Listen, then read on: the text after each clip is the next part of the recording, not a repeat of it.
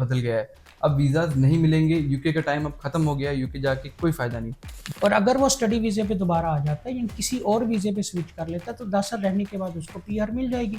तो स्टूडेंट के लिए कोई भी रूल चेंज नहीं होगा।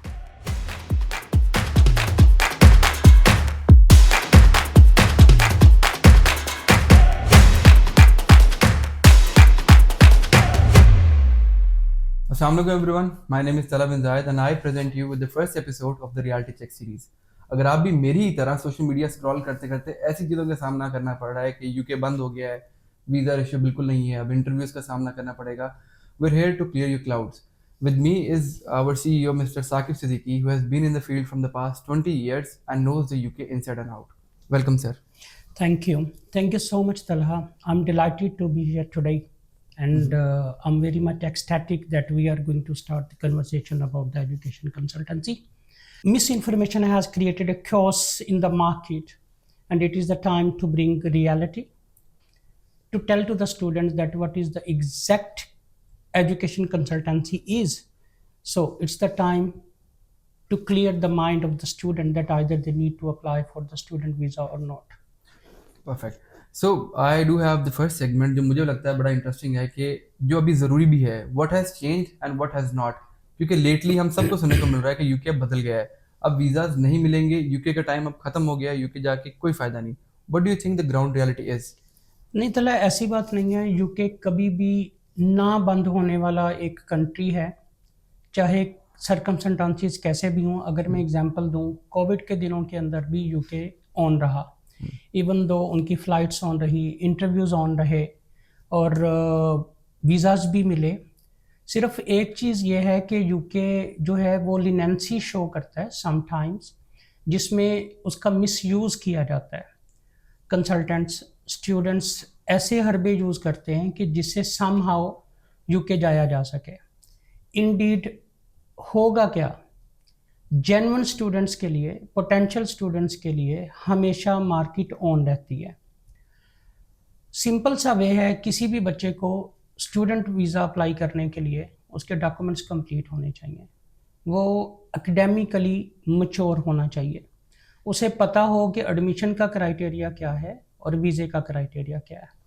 यूके ना तो बंद हुआ है, ना बंद होने जा रहा है, ना कभी बंद होगा एक पोटेंशियल स्टूडेंट्स के लिए। अगर हम बात करें इन जेन्युइन स्टूडेंट्स के लिए, तो उसके लिए हम कह सकते हैं कि शायद उनके लिए रास्ते बंद होना शुरू हो गए हैं। Sir, being right is okay, documents अच्छे प्रिपेयर कर लेंगे, बट इवन दो एक जेन्युइन स्टूडेंट को भी एक क्वेश्चन बहुत बार पॉपअप करता है कि पीआर रूट चेंज हुआ है, तो क्या आप हमें बता सकते हैं what the PR route has been from a very long time, और अब कोई चेंजेस आए हैं, अगर आए हैं तो क्या है? तलहा बहुत अच्छा सवाल है। यहाँ पे सोचने वाली बात यह है कि किस न्यूज़ के अंदर, किस लॉ के अंदर, किस पॉलिसी के अंदर ये कहा गया कि स्टूडेंट का रूट चेंज हुआ है। स्टूडेंट को हमेशा ही स्टूडेंट के रूट पे रहते हुए 10 साल के बाद ही पीआर मिली है, जिसे हम लॉ की टर्म में कहते हैं लॉन्ग रेजिडेंसी। ये जो बातें हो रही हैं, ये बातें चल रही हैं कि पीआर 10 साल में मिलेगी, वो वर्क परमिट्स हैं। वो टीयर 2 की बात हो रही है या टीयर 1 की बात हो रही है, जिनके ऊपर वर्क परमिट्स हैं, हाईली स्किल्ड माइग्रेंट प्रोग्राम्स हैं या लो स्किल्ड माइग्रेंट प्रोग्राम्स हैं या एंटरप्रेन्योर्स हैं। उसमें स्टूडेंट्स की तो बात कहीं पे हो ही नहीं रही। एक ऐसा स्टूडेंट जो अपने कंट्री से यूके में पढ़ने के लिए जाता है और वो सम हाउ 10 ईयर्स लीगल तरीके से स्पेंड करता है यूके के अंदर, उसको लॉन्ग रेजिडेंसी के ऊपर हमेशा से पीआर मिलती रही है और अब भी ऐसा होगा कि उसे पीआर 10 साल बाद ही मिलेगी। ये जितने भी र्यूमर्स हैं, ये तो स्टूडेंट्स के ऊपर लागू ही नहीं होते। अगर एक स्टूडेंट 4 इयर्स का बैचलर करने जा रहा है, उसके बाद उसे पीएसडब्ल्यू मिलता है, वो दोबारा मास्टर पे आ जाता है या वो पीएचडी के लिए चला जाता है, वो सम 10 इयर्स गुजारता है, तो उसको पीआर मिलेगी। तो कहीं पे भी ऐसी कोई क्लॉज जो है वो लागू नहीं हुई जिसके बारे में हम कह सकते हैं कि उस स्टूडेंट को 10 साल में या 5 साल में पासपोर्ट मिलता है। नहीं, स्टूडेंट को हमेशा 10 इयर्स के बाद ही पीआर मिली है, जिसे हम वहाँ पे इंडेफिनेट कहते हैं। Very well. एक और चीज़ जो बड़ी कॉमन है सर, जो आजकल सबको सुनने को मिल रही है कि पीएसडब्ल्यू शायद बंद हो गया है, अब पीएसडब्ल्यू मिलेगा नहीं, या पीएसडब्ल्यू अब जाने वाले स्टूडेंट्स के लिए मुश्किल हो गया है, तो इसके लिए थोड़ा हमें गाइड करिएगा। एक बात बड़ी क्लियर है कि पीएसडब्ल्यू का 8 से पहले नामो निशान ही नहीं था। यूके ने कभी 2008 से पहले वर्क परमिट दिया ही नहीं था, जिसे हम पोस्ट स्टडी वर्क वीज़ा कहते हैं। 2008 में एक टीयर 1 के अंदर एक रूट आया जिसमें उन्होंने 2 साल का वीज़ा इंट्रोड्यूस करवाया उन लोगों के लिए जो अपनी डिग्रीज को कंप्लीट करते हैं, और उसके बाद without getting any kind of piece of paper from any employer they can apply directly on the behalf of the degree they attained already. वो 2 साल का वीज़ा देना शुरू किया, जिसको बाद में कम करके शायद 2012 में उसको 1 ईयर का कर दिया था, फिर उसके बाद उसको बंद कर दिया, और 2021 में जाके इन्होंने ग्रेजुएट रूट शुरू किया, जिसके ऊपर आज तक इनको पोस्ट स्टडी वर्क वीज़ा मिलता रहा है। एक बात समझने की ये है कि पोस्ट स्टडी वर्क वीज़ा कोई लाजमी चीज़ नहीं है किसी भी स्टूडेंट के लिए। जिस स्टूडेंट के पास कैपेबिलिटीज़ होती हैं, जिसने जेन्युइनली यूनिवर्सिटी को अटेंड किया है, उसके अंदर एबिलिटीज़ हैं, उसके अंदर इन्हांसमेंट की है उसने अपनी कैपेबिलिटीज़ के अंदर, वो किसी ना किसी फर्म में अप्लाई करता है, उसको कोई ना कोई जॉब मिल जाती है, इस तरह से वो रूट पे चढ़ जाता है। तो अभी भी टिल जनवरी 2017 तक जो बच्चा अपनी डिग्री कंप्लीट कर लेगा उसे अभी भी 2 साल का ही पोस्ट स्टडी वर्क वीज़ा मिलेगा। अब यूँ समझें कि दिसंबर के एंड तक जो बंदा वीज़ा अप्लाई करेगा on behalf of his last degree, he will be able to get 2 years post study work. जो बंदा जनवरी 2017 में अप्लाई करेगा उसमें नया रूल लागू होगा कि उसे 2 साल की बजाय 18 माह का, मतलब 1.5 साल का वीज़ा मिलेगा। तो ये अब हाँ बड़ा क्लियर होना चाहिए कि पोस्ट स्टडी वर्क ख़त्म हो रहा है या कम हो रहा है। कम होने से कोई फ़र्क नहीं पड़ेगा। जैसे मैंने बताया कि 2008 से पहले पोस्ट स्टडी वर्क वीज़ा दिया ही नहीं जाता था यूके के अंदर, फिर देने के बाद इन्होंने 2 साल का ख़त्म करके 1 ईयर का कर दिया, 1 ईयर का करके बैन कर दिया, फिर दोबारा लागू कर दिया। तो अभी क्या होने जा रहा है, ना ख़त्म हो रहा है, 2 साल की बजाय 18 माह का कर रहा है, तो उससे 6 माह से कोई फ़र्क नहीं पड़ेगा बच्चे को। जो बच्चे ने 2 साल के अंदर अंदर अपनी चीज़ें मुकम्मल करनी है, किसी फर्म में अप्लाई करना है, कोई बिजनेस रन करना है, कोई भी चीज़ करना है, वो अब 24 माह की बजाय 18 माह में कवर करेगा, और उसके बाद वो अपने उसी रूट पे चलता रहेगा।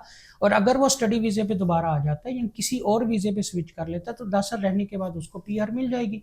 तो स्टूडेंट के लिए कोई भी रूल चेंज नहीं होगा। ठीक है, जस्ट टू क्लैरिफाई, 2027 के जनवरी से रूल चेंज हो रहे हैं और तब से 18 महीने का हो जाएगा। Now moving on to the very next segment, जो मुझे लगता है एक बड़ी ग्राउंड रियलिटी जो सबको पता होनी चाहिए, that is the right versus the wrong recruitment. इस साल या पिछले कई आने वाले सालों में जो पिछले गुजर चुके हैं, बहुत से कंसल्टेंट्स थे जो लो कंप्लायंस यूनिवर्सिटीज़ को बहुत प्रमोट कर रहे थे कि बिना इंटरव्यू के चले जाएं, लो डिपॉजिट दे दें, और अब जब रिफ्यूजल्स के ऑल टाइम हाई चला गया है तो अब वही कंसल्टेंट्स जो हैं वो गवर्नमेंट को ब्लेम कर रहे हैं। ऐसा क्यों है सर? सर उसकी वजह यह है कि जो कंसल्टेंट अब ब्लेम कर रहे हैं, इसका मतलब यह है कि उन्होंने जेन्युइन पोटेंशियल स्टूडेंट को रिक्रूट ही नहीं किया। उन्होंने ऐसे स्टूडेंट्स को रिक्रूट किया है जिनके पास डॉक्यूमेंट्स कंप्लीट नहीं थे, जो इंग्लिश का क्राइटेरिया मीट नहीं करते थे। उन्होंने ऐसे शॉर्टकट्स ढूंढे हैं जिसके थ्रू बच्चा किसी ना किसी तरह से अप्लाई कर दे, तो उन्होंने ऐसा ही किया। लेकिन अब क्या है कि अभी भी कहीं पे रिस्ट्रिक्शंस तो आई नहीं। जो प्रॉपर यूनिवर्सिटीज़ हैं, जो तरीके के साथ काम करती हैं, जो प्रॉपर रिक्रूटमेंट करती हैं, वो अपनी रिक्रूटमेंट कर रही हैं। वही सेम रूल्स हैं, वही रेगुलेशंस है, वही एंट्री क्राइटेरिया है। हाँ, कुछ यूनिवर्सिटीज़ हैं जिन्होंने अपना MOI क्लोज कर दिया है। मीडियम ऑफ इंस्ट्रक्शन का मतलब ये नहीं होता कि आपको इंग्लिश की ज़रूरत नहीं है, आपको फिर भी समहाउ इंग्लिश लर्न करने की ज़रूरत है। सबसे पहली बात, यूनिवर्सिटी आपका इंटरव्यू कंडक्ट करती है। अगर आपका कंसल्टेंट आपको जेन्युइन तरीके से इंटरव्यू करवा रहा है, प्रिपेयर करता है और आप उसको पास करते हो, तो आप एक जेन्युइन स्टूडेंट हो। और अगर आपने अपनी इंग्लिश भी आपकी अच्छी नहीं है, आपने MOI भी लगा लिया है, तो आपको इस बात से गुरेज करना चाहिए कि अब ऐसे बच्चे को अगर यूनिवर्सिटी और एम्बेसी इंटरव्यू कंडक्ट करती है तो आपको पता होना चाहिए कि मैंने उसके आंसर्स देने हैं जो मुझसे पूछे जाएंगे। एक बात आपको याद रखनी चाहिए बीइंग अ स्टूडेंट, कि एम्बेसी को या यूनिवर्सिटी को आपके प्रोफाइल का नहीं पता। That's you who is going to provide to the university. आप अपने बारे में खुद बताते हो यूनिवर्सिटी को कि मेरा बैकग्राउंड ये है, मैंने यहाँ से ये क्वालिफिकेशन की है, और उसके एडमिशन के बाद आप जो भी फाइल एम्बेसी को जमा करवाते हो तो एम्बेसी को भी आपके बारे में नहीं पता। आपने जो डॉक्यूमेंट्स यूनिवर्सिटी को प्रोवाइड किए हैं और उसके बाद बैंक स्टेटमेंट लगाते हैं, तो वो एम्बेसी को जब डॉक्यूमेंट्स जाते हैं, अगर एम्बेसी को कहीं पे फ्लॉ नज़र आता है, कहीं पे ड्रॉबैक नज़र आता है, तो ऐसे बच्चों के इंटरव्यूज कंडक्ट किए जाएंगे, बजाय कि हर बच्चे का इंटरव्यू आएगा। बिल्कुल ऐसा नहीं होगा। ना एम्बेसी के पास इतना टाइम है और ना ही ये रूल लागू हुआ है कि इंटरव्यू किए बगैर आपको वीज़ा नहीं मिलेगा। वो रैंडमली इंटरव्यूज करेंगे जब उनको पता चलेगा कि प्रोफाइल अच्छा नहीं है, जैसे गैप्स हैं, आपने गैप्स प्रॉपरली कवर नहीं किए, ऐसे बच्चों की वो इंटरव्यूज कंडक्ट करेंगे। और जिनके गैप्स हैं, आपने कोई एक्सपीरियंस लगाया है, you must have to know about it, that your experience letter must be verified. और अगर वो वेरीफाई नहीं होगा तो आपको बैन लग सकता है। अगर वो आपका इंटरव्यू कंडक्ट करते हैं और आप उसमें चीज़ों को गुडमुड करते हो, आप उसको इंटेंगल कर जाते हो, जो सवाल पूछा जाता है आप एग्जैक्टली उस सवाल का आंसर नहीं करते, तो वीज़ा ऑफिसर आपसे खाइफ होगा। वो आपका वीज़ा डिनाई कर सकता है, ये उसके पास राइट है। But the question is that either you are a genuine और कैपेबल स्टूडेंट और not, are you are going to seek genuine studies और not, this is the only question. और ऐसा नहीं होगा कि आप एप्लीकेशन भेजेंगे वो आपको रिफ्यूज करके भेज देंगे, कतन ऐसा नहीं होगा। आपके डॉक्यूमेंट्स आपको खुद बताते हैं कि आपने उस डॉक्यूमेंट्स के अंदर दिया क्या है और एम्बेसी को क्या दिया, यूनिवर्सिटी को क्या दिया। यूनिवर्सिटी जब क्रेडिबिलिटी करेगी आपके प्रोफाइल के मुताबिक करेगी। एम्बेसी अगर आपका इंटरव्यू कंडक्ट करती है तो आपके प्रोफाइल के मुताबिक करती है। तो आपको इस बात का एहसास होना चाहिए कि आप जो प्रोवाइड कर रहे हैं वो जेन्युइन होना चाहिए और वो आपका खुद का दिया हुआ है, ना कि आपके कंसल्टेंट ने कोई चीज़ ऐड की है या आपने जिसको केस दिया उसने चीज़ें ऐड कर दी और आपको उस बात का पता भी नहीं है। जैसे यूनिवर्सिटी अगर आपसे कोई सवाल करती है, अगर आपने एसओपी खुद लिखा ही नहीं है और एसओपी आपने अपना पढ़ा ही नहीं है, तो यूनिवर्सिटी कहाँ से सवाल कर रही है? वो आपके एसओपी से तो सवाल कर रही है। आपने पूछा कि आपने ये यूनिवर्सिटी क्यों सिलेक्ट की, आपको यूनिवर्सिटी की एबीसी का नहीं पता, आपको ये नहीं पता कि यूनिवर्सिटी की लोकेशन क्या है, आपको ये नहीं पता कि यूनिवर्सिटी के कोर्स जो आप पढ़ने जा रहे हैं उसके कोर्स मॉड्यूल्स क्या है, तो वो तो फिर आपके लिए ट्रबल क्रिएट होगी। और इसी तरह अगर आप समहाउ यूनिवर्सिटी का इंटरव्यू पास कर लेते हैं और आपको कैश मिल जाता है, तो जब आपने एम्बेसी में अप्लाई करना है तो एम्बेसी भी आपसे इस तरह के ही सवाल करेगी जो आपके प्रोफाइल में लिखे हुए हैं। एम्बेसी कोई ऐसा सवाल नहीं करती जो आपके प्रोफाइल से बाहर हो, क्योंकि उसको आपके उसके बाहर नहीं पता, उसको वही पता जो आपने प्रोवाइड किया है। हाँ, वो उससे आपको इंटेंगल करने की कोशिश करता है कि आपने जो सवाल बताया है, अगर एंट्री क्लियरेंस ऑफिसर को उसमें से कोई इबहाम नजर आता है, वो उसको क्लैरिफाई करने के लिए आपसे फर्दर क्वेश्चंस करेगा और फर्दर आंसर्स भी वही स्टूडेंट दे पाएगा जिसका प्रोफाइल स्ट्रांग है, जिसने प्रोफाइल अपना खुद बनाया है, जिसका प्रोफाइल है। अगर उसको क्रिएट किया गया है तो ये बात याद रखें कि जो चीज़ क्रिएट की गई होती है उसमें एम्बिग्विटीज पाई जाती है। तो स्टूडेंट को खुद पता होना चाहिए वो प्रोवाइड क्या कर रहा है, वो एसओपी में लिख क्या रहा है, वो एसओपी में बोल क्या रहा है, और अगर इंटरव्यू कंडक्ट किया जाता है तो उसको मैनेज कैसे करना है। Very well said sir. और एक बड़े कॉमन टॉपिक है जो मोस्टली स्टूडेंट्स को जिसकी नो हाउ ही नहीं है कि एक डायरेक्ट रिक्रूटर, एक डायरेक्ट यूनिवर्सिटी रिप्रेजेंटेटिव या एक सब एजेंट या इनडायरेक्ट रिप्रेजेंटेटिव से प्रोसेस करवाने में क्या डिफरेंस है और स्टूडेंट्स को क्या फ़ायदा है डायरेक्ट रिप्रेजेंटेटिव से काम करवाने में। तला बहुत अच्छा सवाल है आपका। स्टूडेंट को इस बात का ख्याल रखना चाहिए कि वो जिस यूनिवर्सिटी में अप्लाई करने जा रहा है, क्या वो यूनिवर्सिटी उसने खुद चूज़ की है, क्या उसने उसके बारे में सर्च किया है, या आप किसी कंसल्टेंट के पास गए हैं और वो आपको गाइड कर रहा है कि आप इस यूनिवर्सिटी में चले जाओ, आप इस यूनिवर्सिटी में ना जाओ। दो तरह का स्टूडेंट है मार्केट के अंदर। एक वो है जिसे बिल्कुल पता है कि वो किस यूनिवर्सिटी में जाना चाहता है, किस कोर्स में जाना चाहता है, उसे ये भी पता है कि उसका बजट कितना है, वो किस लेवल की यूनिवर्सिटी में अप्लाई करना चाहेगा। एक दूसरा स्टूडेंट है जिसके पास पैसे हैं, उसको इतनी अवेयरनेस नहीं है कि वो किस यूनिवर्सिटी में जाए, किस सिटी में जाए, और वो चला जाता है किसी कंसल्टेंट के पास। अगर तो वो किसी ऐसे कंसल्टेंट के पास चला गया है जो डायरेक्ट रिक्रूटर है यूनिवर्सिटी का, और उसके पास एक नहीं उसके पास ढेर सारी यूनिवर्सिटीज़ हैं, तो वो तो उसको अच्छे तरीके से गाइड कर देगा। और वो कंसल्टेंट जिसके पास यूनिवर्सिटीज़ पैनल पे नहीं है, वो थर्ड पार्टी के थ्रू अप्लाई करता है और उससे बात में कम्युनिकेशन करता है।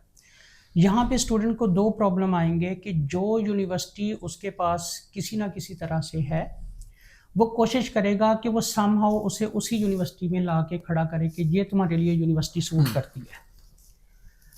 और उसका बच्चे को प्रॉब्लम क्या होगा कि अगर वो मान जाता है, क्योंकि उसे तो अवेयरनेस है ही नहीं, अगर वो मान जाता है और वो केस उस बंदे को दे देता है उसी कंसर्न्ड यूनिवर्सिटी से जिसे उस कंसल्टेंट ने उसको मोटिवेट कर लिया है, वो केस बनाएगा, उठाएगा, उसको उस बंदे को भेजेगा जो डायरेक्ट रिक्रूटर है।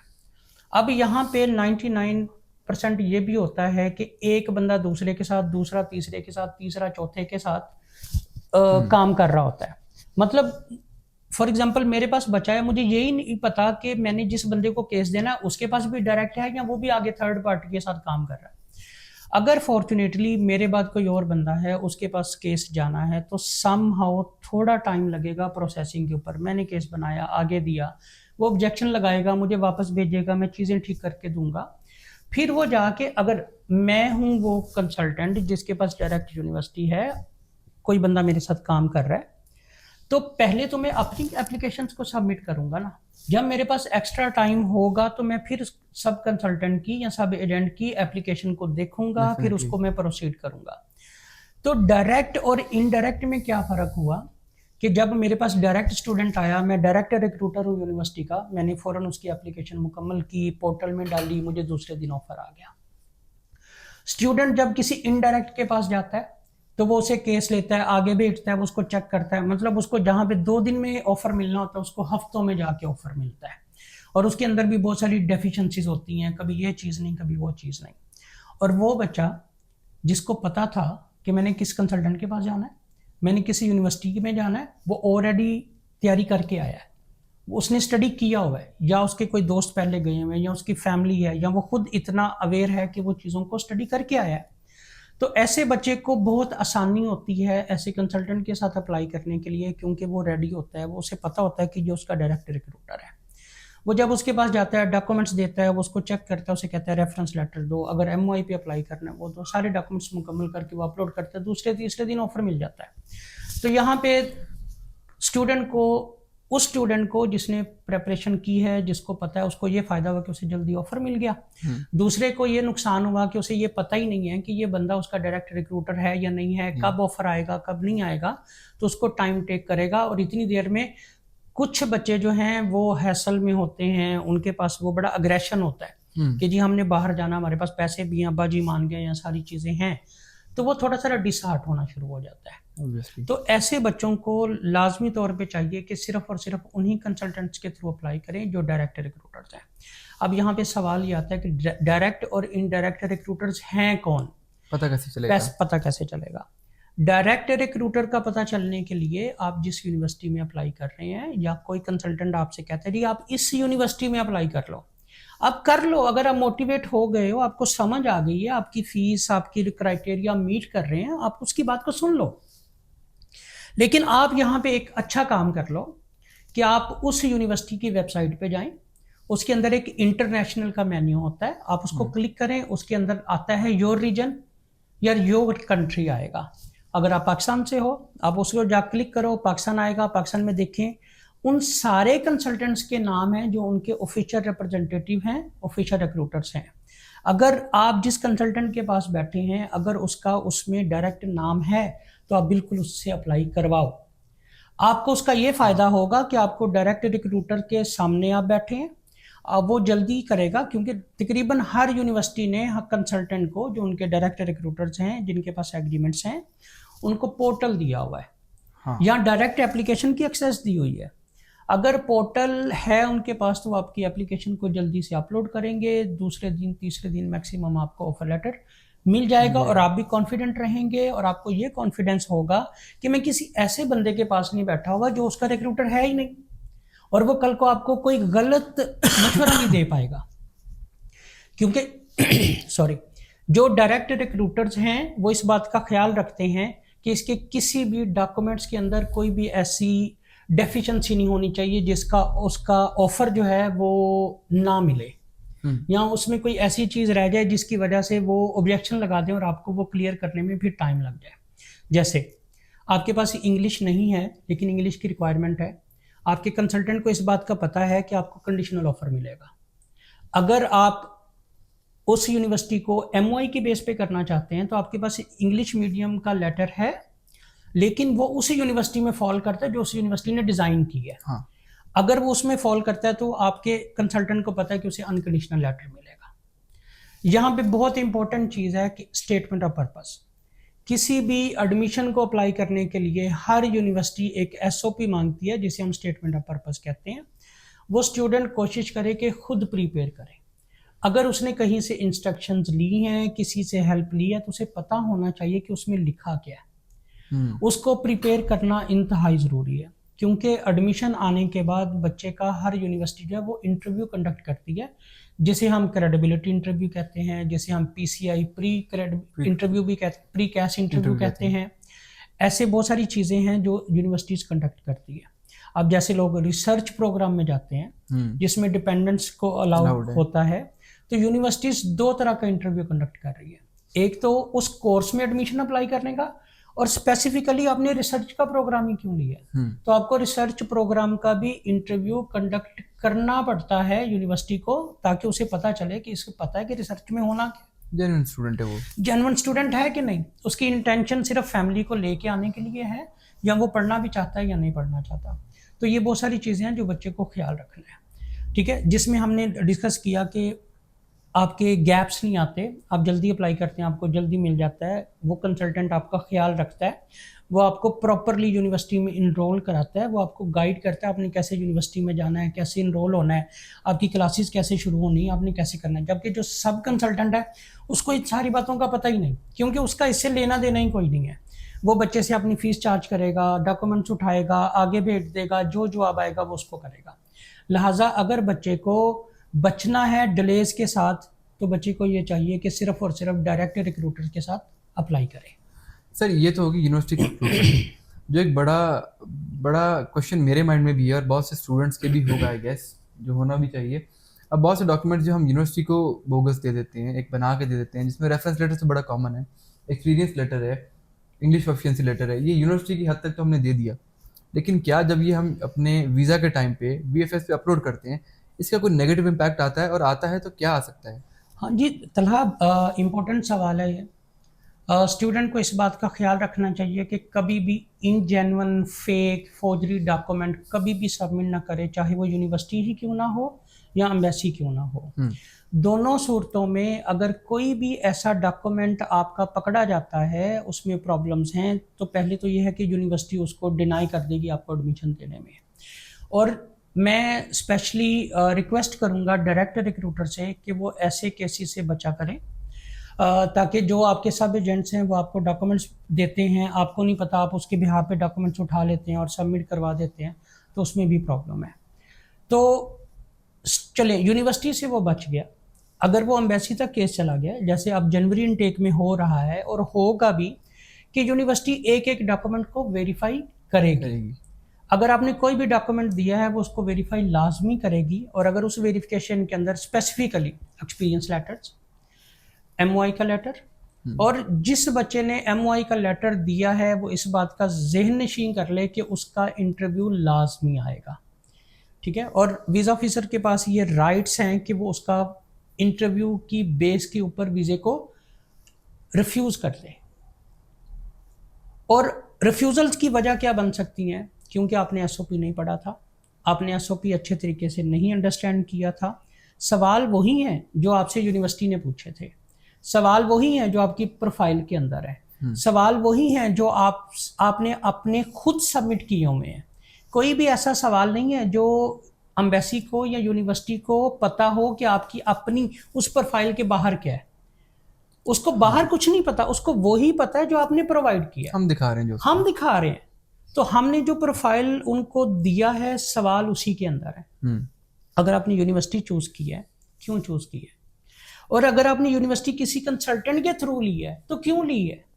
अक्सर ये सवाल कहा जाता है जी, कंसल्टेंट ही कहते हैं कि एम्बेसी अगर पूछे कि आपने किसी कंसल्टेंट के थ्रू अप्लाई किया है, तो आप कहीं नहीं। भाई क्यों नहीं? बताएं एम्बेसी को कि हाँ मैंने इस कंसल्टेंट के थ्रू अप्लाई किया है। क्योंकि हर कंसल्टेंट जो डायरेक्ट रिक्रूटर है वो UKVI का एक बॉन्ड फिल करता है। जब उसको एग्रीमेंट मिलता है, उसके अंदर UKVI के एथिक्स, कंडक्ट्स, रूल्स, रेगुलेशंस शामिल होते हैं, और ये यूनिवर्सिटी लाजमी तौर पे साइन करवाती है। और ये एक अच्छी बात है। और ऐसा नहीं है कि एम्बेसी को नहीं पता कि ये केस किस कंसल्टेंट के थ्रू इशू हुआ है। लिहाजा अगर हम साइलेंट रहते हैं, हम कहते हैं जी नहीं मैंने किसी कंसल्टेंट के थ्रू अप्लाई नहीं किया, उनको ऑलरेडी पता है, उनको ऑलरेडी पता है हर चीज का। तो इसलिए आप उसको खुल के बताएं जी मैंने बाइकेस के थ्रू अप्लाई किया है, मैंने फलां कंपनी के थ्रू अप्लाई किया है। अगर वो कंपनी जेन्युइन कंसल्टेंसी कंपनी है तो उसको तो प्राउड होना चाहिए कि वो वीजा ऑफिसर उसका पूछ रहा है, और स्टूडेंट को भी इस बात पे प्राउड होना चाहिए कि भाई मैंने उसको बताना है कि मैंने इस कंसल्टेंट के थ्रू अप्लाई किया। वो क्या सवाल कर सकता है, इस कंसल्टेंसी के थ्रू क्यों, आपने बाकी की जगह पे क्यों। उसे बताएं कि भाई ये यूनिवर्सिटी ही मैंने सर्च की थी, मुझे यूनिवर्सिटी ने ही बताया है कि ये मेरे कंसल्टेंट है, इनमें से किसी एक के पास चले जाओ। और मैं बाइकेस के पास इसलिए गया क्योंकि वो उनके अथेंटिक थे, मुझे बताया गया कि वो उनके एक अच्छे कंसल्टेंट हैं, उनके थ्रू अप्लाई करें, उनका कॉन्फिडेंस था। तो जब मैं उनसे मिला तो मुझे ये चीज़ें मिली उनसे, तो इस वजह से मैंने इनके थ्रू अप्लाई किया। तो ऐसा बिल्कुल भी हाइड करने की कोई ज़रूरत नहीं है कि आपने बाइकेस के थ्रू अप्लाई नहीं किया या आपने उस कंपनी के थ्रू अप्लाई नहीं किया।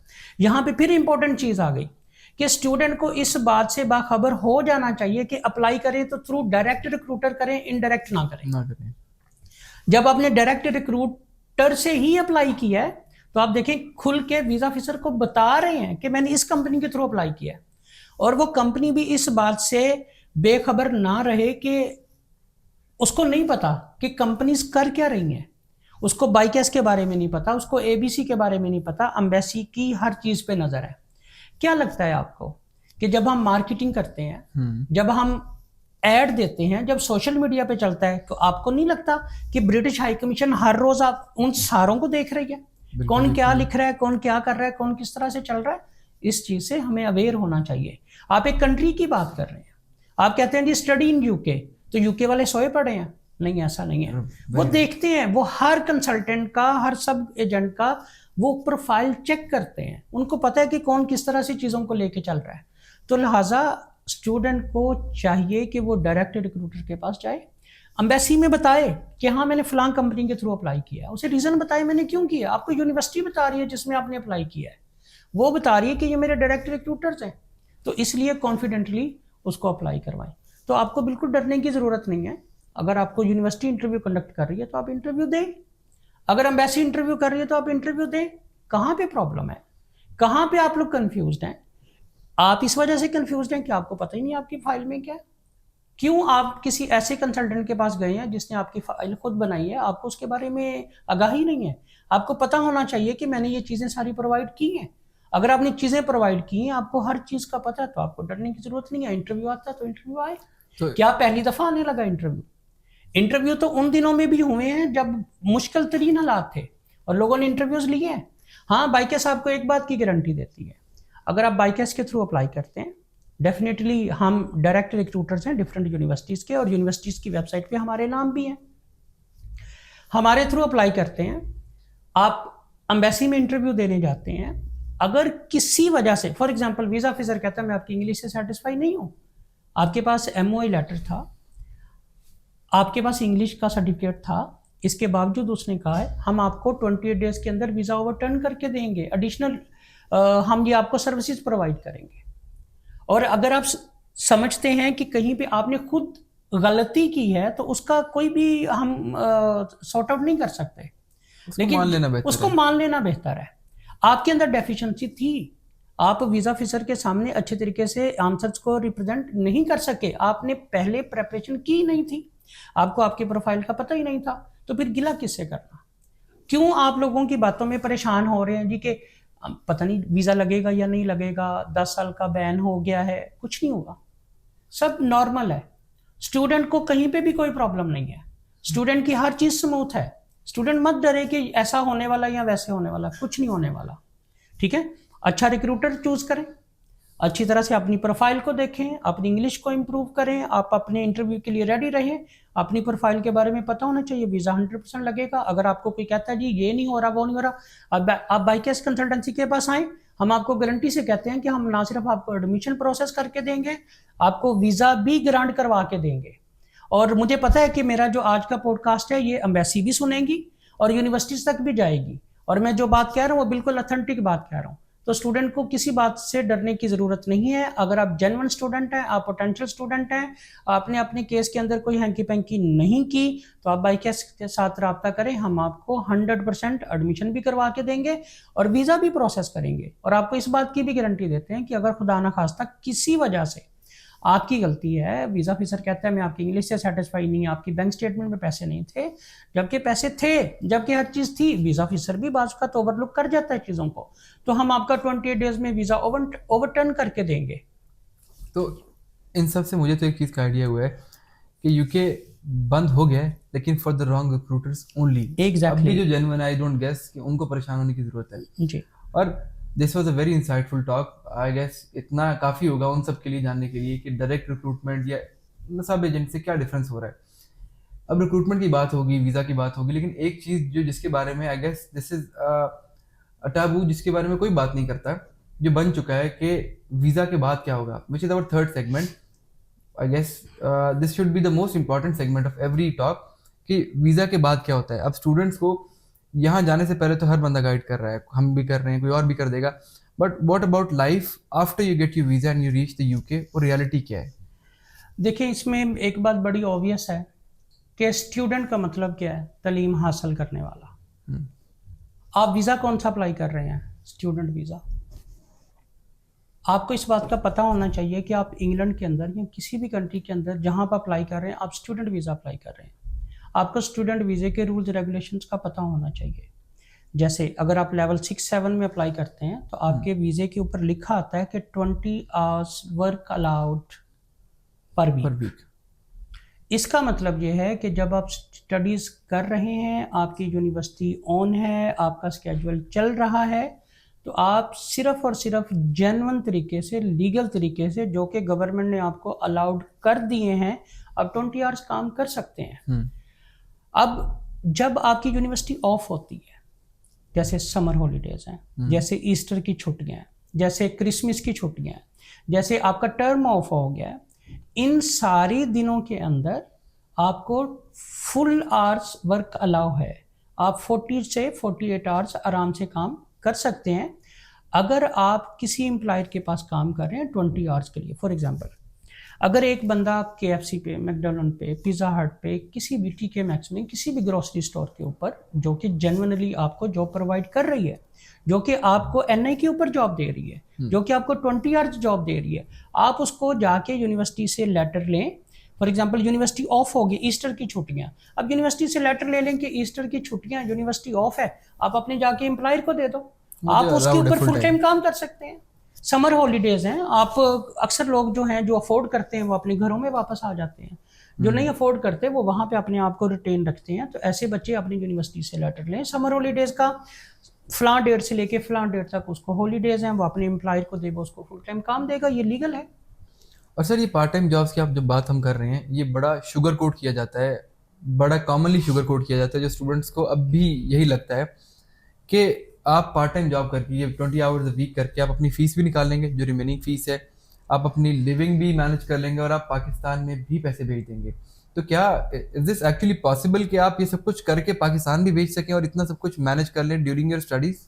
ये लोग वही पॉसिबल इसको कर सकते हैं जो स्टडीज़ को कंटिन्यू नहीं करते और जो इलीगल वे से डिफरेंट तरह की जॉब्स को मैनेज करते हैं। फॉर एग्जांपल, कोई बंदा लंदन में गया है, वहाँ पे ग्रोसरी स्टोर है, वो किसी एशियन की है, उसके पास वो बच्चा जाता है, उसे कहता है जी मुझे 20 आवर्स वर्क अलाउड है, लेकिन मैं फुल टाइम काम करना चाहता हूँ। उस बंदे को एक एम्प्लॉय चाहिए सस्ते में।